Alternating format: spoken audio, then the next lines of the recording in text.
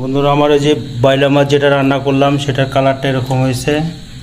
আর বাইলা মাছের বন্ধুরা আসসালামু আলাইকুম। আজকে সন্ধ্যার পরে বাইলা মাছ আনা হয়েছে, তা চিন্তা করতেছি যে রান্না করব। পেঁয়াজ কুচি করে রাখছি, আর হলো মরিচ কেটে রেখেছি। আর আমার ওয়াইফ বাইলা মাছ ধুচ্ছে, নাকি না কমেছে না, কনফিউজ করে দিচ্ছে আমার 1 কেজি হবে। বেলে মাছ রান্না বসাই দিব। প্রথমে পেঁয়াজ দিচ্ছি, চুলাটাকে একটু ঘুমাই দিই। পেঁয়াজ দিচ্ছি প্রথমে, তারপর দিব হলো মরিচ।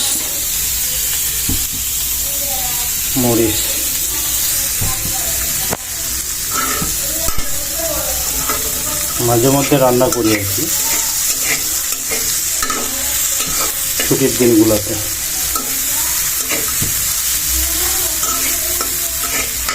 পেঁয়াজের সাথে মরিচ দেওয়া হলো।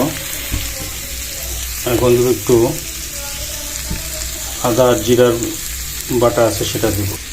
কি দিলাম, একটু আদা বাটা দিচ্ছি। আদা বাটা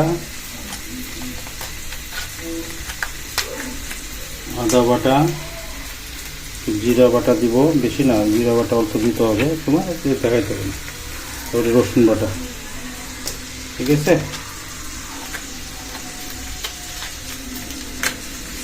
হলুদ দিয়ে দিই, হলুদ লাগবে। আর লবণটা এখন দিচ্ছি আর কি, দেখি কেমন মজা হয় আর কি। তো বন্ধুরা, সর্বশেষ বাইলা মাছগুলো দিয়ে দিচ্ছি, কারণ বাইলা মাছ বেশি রান্না করতেছি না, বাচ্চারা তেমন একটা খায় না, আমি আর আমার ওয়াইফ খাবো।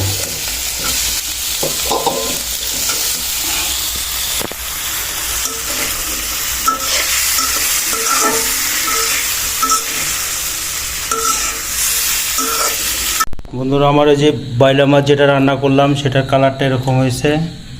আর বাইলা মাছের রান্নাটা এরকম হয়েছে। একটু খায় দেখবা কেমন হয়েছে।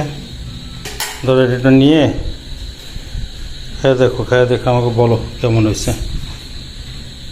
অনেকদিন পর ঝাল মানে একটু বেশি হওয়ার কথা, টেস্টটা কেমন হয়েছে এটা বলো। ধনিয়া পাতা থাকলে ভালো হইতো।